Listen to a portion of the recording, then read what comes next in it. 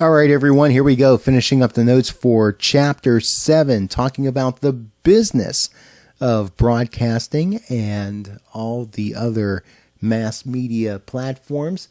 So let's talk now about some other aspects of broadcast sales. Now, station identification and promotion, actually a very important part of broadcast sales. Station identification is extremely important because the sale of time is directly related to the number of listeners that a station has. The greater the listenership, the greater the potential number of sponsors. Now, there's several different ways that this comes out on the radio side. A station can identify itself simply by its call letters and its frequency. It can identify itself by its music preference. So Mix 101.5, for example, in Raleigh, talking about variety, and uses that moniker Mix, which tends to be known nationwide as kind of a variety type of station. There's different nicknames that a station gives itself, like WWPL uses Pulse FM. And then there's different slogans that stations try to identify themselves with, like the 80s and 90s music station, WBBB. They talk about it being the station of your life and your music. So these are different ways that stations try to identify themselves and create an impression with their listeners. As far as contests go, a radio station will trade out commercial time for products or services that the station can give away. That helps both the station to get people to tune in and listen for their chance to win, and it helps the advertiser by giving promotional products in exchange for airtime, which promotes them on two different levels. And then there's different types of programming strategies like commercial free rides. They encourage extended listening. And the more that a person stays tuned in to listen to a station, especially when they pass those quarter-hour marks, that listener is going to be counted in the ratings for each of those individual average quarter-hour segments. And that's an important number for stations to be able to recognize how they're doing with ratings and shares, and ultimately helps them to be able to set advertising rates. TV promotion tends to be divided into two specific categories. There's the promotion of specific shows. Tune in to Cops Unleashed Tuesday nights at 8, whatever show, whatever time, that sort of thing. There's also the co-promotion of events, and many times this will be done in coordination with the sales event. So whenever a station is involved in some sort of, doing like a walk to end hunger or something like that, many times it will invite some of its advertisers to cooperate with them in that promotion. So the advertisers wind up footing some of the bill for some of the things that the station wants to do in cooperation with that particular community event. Local TV news, viewers will need to know what distinguishes one station's news programming from that of the competition. News isn't just news. They package it, they brand it in such a way. The presentation style of the news is trying to reach a certain segment of the population and create a certain identity within the community. Each of our three major news outlets in the Raleigh area do that with these various slogans that you see on the screen. And with that slogan also comes with it a certain approach to the way that they do their newscasts that's going to be attractive to certain types of people. Websites promote news stories, upcoming shows, public service initiatives, those sorts of things. So they are seeing themselves promoting all sorts of different things, not just on their air, but also online, and even with use of billboards and things like that as well.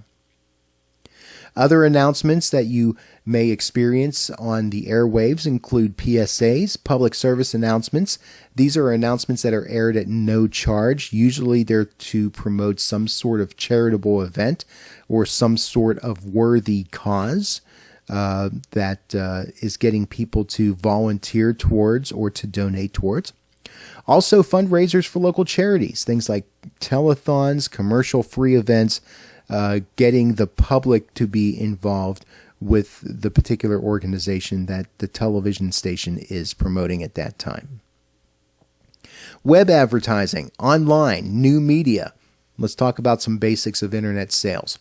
Broadcasters, networks, and program producers are vitally interested in making sure that their audience's online experience provides the right complement to its programming. So online services tend to be on the interactive side of things, where customers are really in control of what message and content they are exposed to, and the services are in such a way that it allows the user to be able to interact with that particular message and to be able to have a much more enriching experience compared to a message that may be broadcast over the airwaves. Internet networks provide complete programs with limited commercial interruption, and while a show plays, the sponsor's banner is displayed prominently along with commercials that accompany the program. So you're not just viewing the content or listening to the content that you hopped online to see, but you're going to, in various different ways and incarnations, see different sorts of announcements that come at you as well. Websites have a variety of ways to sell inventory. We see a sampling of them here on the screen. Banner ads displayed across the top or the side of a page. You have contextual ads. These are banners that are coordinated with the display of the page. So it may be that a particular advertiser wants to be associated with a particular type of content.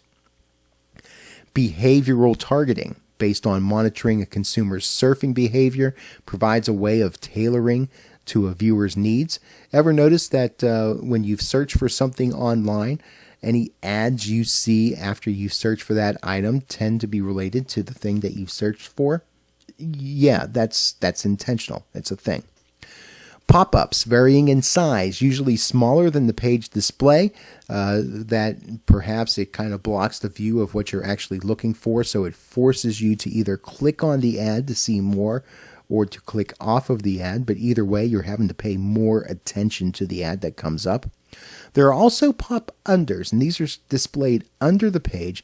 They show up when a page is closed. Kind of a different take compared to the pop-up type of advertising. Push technology sends messages to customers through their smart devices, sometimes with ad content attached to them. And then there is content that is provided to you while you're waiting for the content that you want to be downloaded. That's called an interstitial ad. It's kind of a take on a pre-roll ad where you might see a commercial for the first few seconds prior to viewing the content that you intended to do, which is very popular on platforms like YouTube. Interstitial is very similar to that.